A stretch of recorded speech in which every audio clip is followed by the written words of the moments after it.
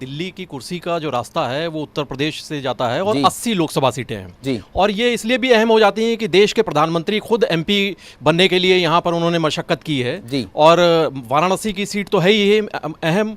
इसके अलावा रायबरेली और अमेठी ये कांग्रेस के गढ़ रहे हैं। राहुल गांधी अमेठी से पहले बात हो रही थी, लेकिन रायबरेली से चुनावी मैदान में थे, तो उनकी किस्मत का फैसला होना है। अखिलेश यादव के लिए खुद चुनावी मैदान में रहे हैं। तो जो विपक्ष का इंडी गठबंधन की बात होती रही है, विपक्ष में वो सारे चेहरे जो बड़े चेहरे रहे हैं वो उत्तर प्रदेश से उन्होंने खुद चुनाव मैदान में उतरे हैं। राहुल गांधी और अखिलेश यादव, प्रधानमंत्री नरेंद्र मोदी के अलावा राजनाथ सिंह रक्षा मंत्री वो भी चुनावी मैदान में, स्मृति ईरानी, खुद मोदी सरकार के, केंद्र सरकार के आधा दर्जन मंत्री वो चुनावी मैदान में हैं। इसके अलावा योगी सरकार के भी 6 मंत्री चुनाव लड़ रहे थे।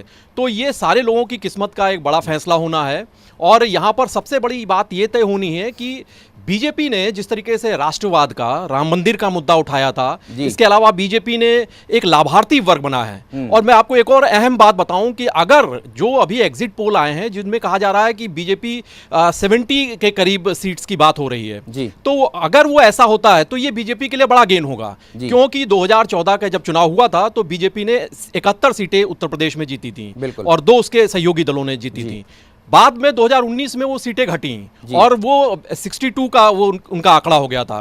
तो ऐसे में अगर बीजेपी 70 सीटों के करीब पहुंचती है तो एक बड़ी उपलब्धि बीजेपी के लिए कही जाएगी। हालांकि वोट शेयर बीजेपी का लगातार बढ़ता रहा है, हर चुनाव दर चुनाव 49.6% के करीब जा चुका है। तो ये अगर देखना होगा कि बीजेपी अपने ये तमाम मुद्दों को लेकर, जो राम मंदिर, राष्ट्रवाद और इसके अलावा लाभार्थी के साथ एक और जो मुद्दा है महिलाओं का, वो सुरक्षा को लेकर मुद्दा, उत्तर प्रदेश और बिहार ये ऐसे राज्य रहे हैं जहां पर कानून व्यवस्था को लेकर सबसे बड़े सवाल उठते रहे।